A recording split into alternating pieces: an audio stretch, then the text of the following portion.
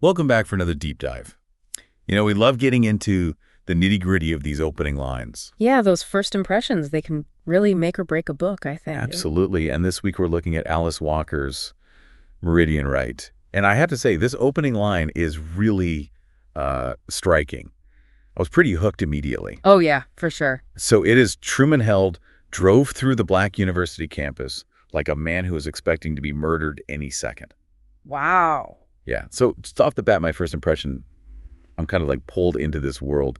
We've got this sense of danger right away with Truman Held. Yeah, absolutely. You're thrown right into the tension, right? Like he's driving through this campus and he's just waiting for something terrible to happen. Yeah, the Black University campus, that detail adds another layer to it. Yeah. Makes you think about the setting and the context right away. It's like she's giving you just enough to pique your curiosity, right? Right. Like, why is he afraid? Who's out to get him? What's the story here? And that simile, comparing his feeling to expecting murder. It's so powerful. Yeah, it's not just that he's scared.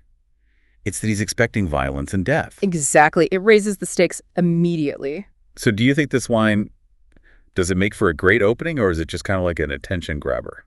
I think it's both, to be honest.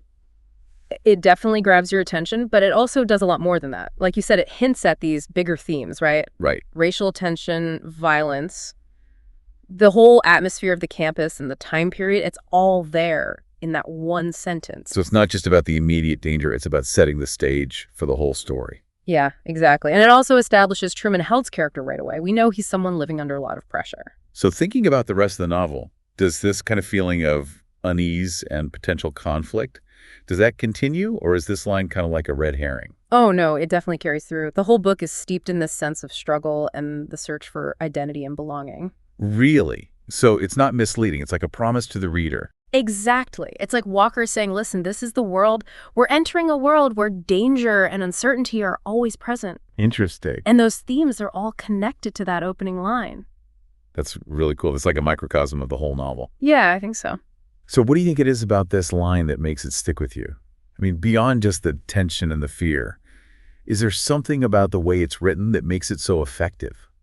Well, I think it's the simplicity of it. It's a very direct sentence, but it's also loaded with meaning. And the imagery, driving through the campus, feeling like he could be murdered. It's like you can picture it so clearly in your mind. Yeah, totally. And that feeling of being an outsider in a place that should feel safe. I think that's something a lot of people can relate to. I agree. And it leaves you with so many questions right away. Yeah. What happened to make him feel this way? What's going to happen next? Exactly. It makes you want to keep reading to find out.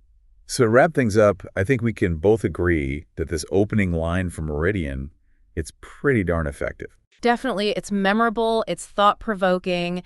It sets the tone for the whole story. And I think that's what a great opening line should do. It's not just about introducing characters or setting. It's about drawing the reader in and making them want to discover the world of the book. Exactly. And for our listeners out there, I challenge you to think about the opening lines that have stuck with you. What is it about them that made them so memorable? What techniques did those authors use to hook you? Yeah. Pay attention to those first lines. They can tell you a lot about the story you're about to read. Until next time, happy reading, everyone. See ya. Yeah. Bye.